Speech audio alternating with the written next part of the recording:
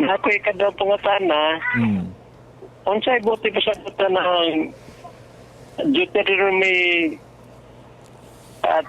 chapter 6 verse 5 pengon sa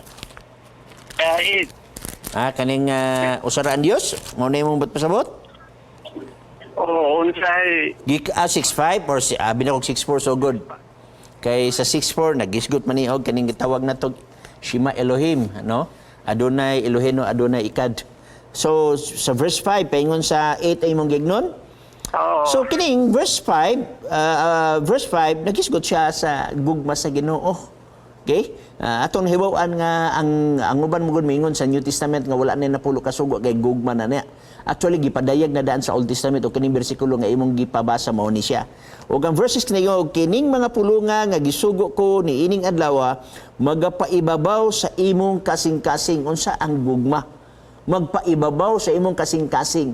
Na ang word nga gugma igsuon ayaw mo pagunahon na ang sugo dili gugma. Kay when in fact, ingon si Jesus Christ, if you love me, keep my commandments. O nga nagbuhat sa sugo, mao ang Diyos sa gugma. So mag-iwan, morning gingon siya, o kining mga pulunga, nga gisugo ko ni ining adlaw, magapaibabaw sa imong kasing-kasing. Unsa nga gisugo, kaya natong gibasa sa verse 5. Verse 7, ingon, og nagatudlo mo kini igatudlo mo kini sa dakong kakugi sa imong mga anak og magasulti ka mahitungod ni ining sa magalingkod ikaw sa imong balay og sa magalakaw ikaw sa dalan og sa imong paghigda. Minit gugma ang ipakuan. Mabitaw nga kung imong basahon ang 1 Corinthians chapter 16 na diha makita nato kung unsa ang tinud nga gugma, unsa definition sa gugma, ang gugma dili masinahon, ang gugma kamo na lang motibo sa basa diha 1 Corinthians chapter 13.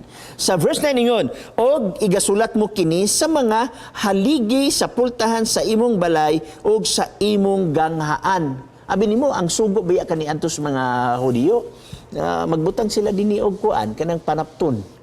Usa ka ilhanan nga sila matinumanon sa sugo sa Ginoo. Pero usahay lang between sa intertestamental time, meaning sa katapusang libro sa Malakay o sa panugsugod ang Mateo, na diha nang gawas ang mga theological nga wala na mamao gikan sa balaang kasulatan.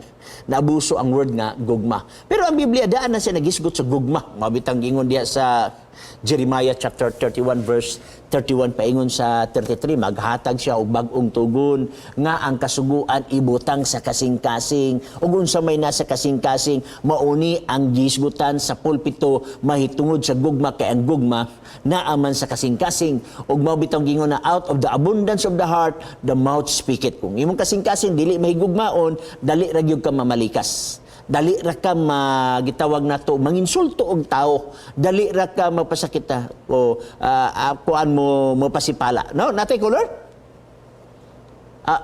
Okay, break ta after sa color. So color, go ahead.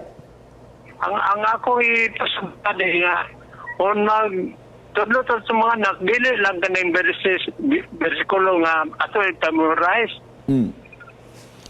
Actually, igsoon ang gugma is broad. Okay? Kana bitong gisgutan nga God is love. So wala pa ang kalibutan, wala pa ang manulunda, wala pa ang tao. God is love na. Nyakin sa mayang gilab. Siyempre, ang amahan mo love sa anak, ang anak mo love sa Holy Spirit. Ug kana nga love igsuon mo na gihatag usab niya gagasa sa tao. Mao ni nakapahimo nga image of God kung gitawag natong imago Dei.